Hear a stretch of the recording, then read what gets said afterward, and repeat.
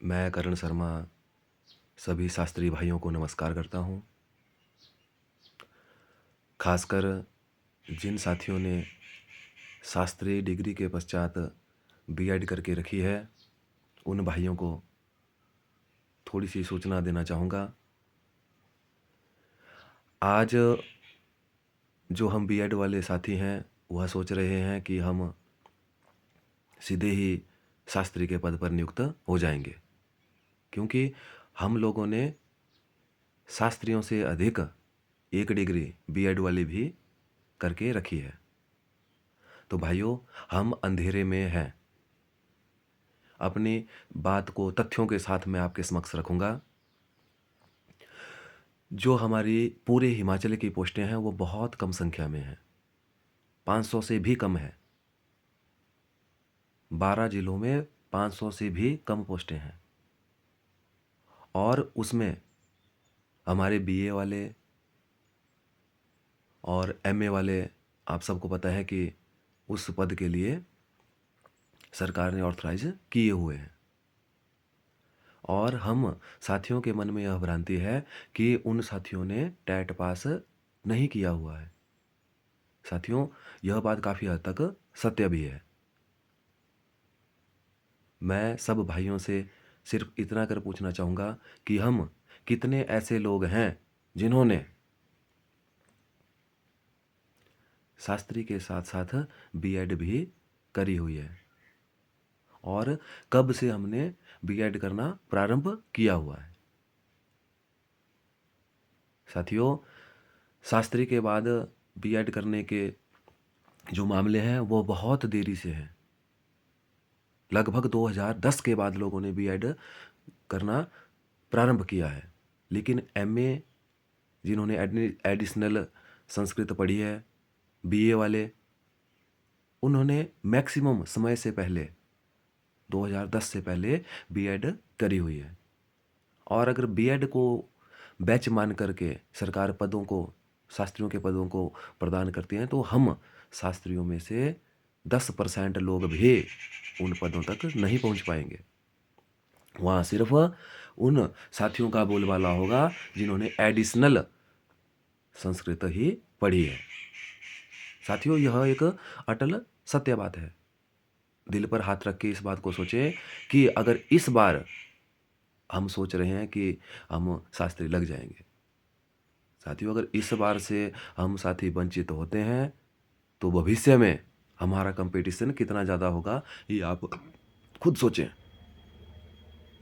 यह कोई सामान्य बात नहीं है, हमारी ज़िंदगी का सवाल है। बाकी सभी शास्त्री लोग जानते हैं कि यह गलत है, परंतु फिर भी हम चुप्पी साधे हुए हैं। क्यों? क्योंकि चाहते हैं कि क्या पता हम लग जाएं। साथियों, हमारे हाथों से वक्त निकलता जा रहा है। भविष्य में यह वक्त कभी नहीं आएगा। आप खुद सोचें, एक एडिशनल संस्कृत पढ़ने वाला, जिसने एक एडिशनल रूप से संस्कृत पढ़ी है, उसे कितना ज्ञान होगा। जैसे हम साथियों ने विशिष्ट शास्त्री में इंग्लिश का ज्ञान लिया होता है, तो हम इंग्लिश का कितना कर ऐसा ज्ञान रखते हैं। परंतु साथियों, जिन सब्जेक्ट्स का हमने अध्ययन किया है, अगर हम उनकी तुलना हमारे एडिशनल साथियों से करें तो मुझे नहीं लगता उसमें वह 1% भी हम साथियों का मुकाबला कर पाएंगे, क्योंकि हमारी जो पढ़ाई है वह बहुत भिन्न थी। जैसे व्याकरण की बात करें तो हम शास्त्रियों को पता है कि एक राम शब्द को सिद्ध करने के लिए 3 वचन 8 विभक्तियों में राम शब्द 24 प्रकार से हुआ करता है, यह सभी जानते हैं, चाहे शास्त्री हो चाहे बीए एमए वाला हो। परंतु उन 27 शब्दों को सिद्ध करने के लिए कॉपीस के 24 शब्द को सिद्ध करने के लिए 48 पेजों की जरूरत पड़ा करती है। राम शब्द को सिद्ध करने के लिए 24 पेज नहीं, 48 पेजों की जरूरत उनकी हुआ करती है। रामः रामौ रामः, यह सामान्य नहीं, शास्त्री इस बारे में जानते हैं कि रामः की उत्पत्ति कैसे वहाँ हुई है, किन सूत्रों का वहाँ पर प्रयोग हुआ है। गंभीर विषय है। पठ धातु के 10 लकारों में 9 के हिसाब से 90 रूप बनते हैं और उन 90 रूपों को सिद्ध करने के लिए अगर रजिस्टर की ही हम बात करें तो उसमें 90 दूना 180 कागज लगते हैं, तब जाकर के पठ धातु की सिद्धि हुआ करती है। इस बात को शास्त्रियों के अलावा और कौन जान सकता है? यह शास्त्री का व्याकरण है। सिर्फ 2 शब्दों की बात कर रहा हूं। इसके अलावा आप वेद में जाएं, मुझे नहीं लगता कि एक एमए और बीए एडिशनल शास्त्री संस्कृत पढ़ा हुआ जो स्टूडेंट है वह वेदों का शुद्ध उच्चारण भी कर सके। पढ़ाई की बात तो अलग है, उच्चारण का करना कठिन है। वेदों की भाषा को पढ़ना, उसका अर्थ करना बहुत कठिन है।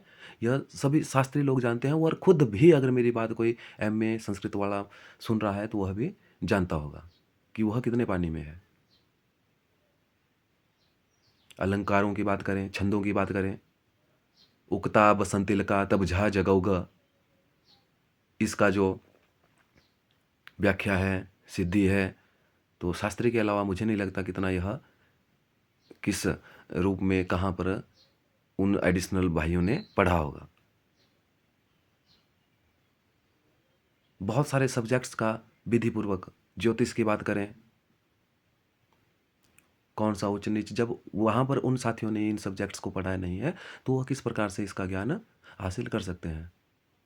हमें ज़्यादा कुछ नहीं करना है साथियों, हमें अपनी बात को सरकार तक पहुँचाना है कि यह जो शिक्षा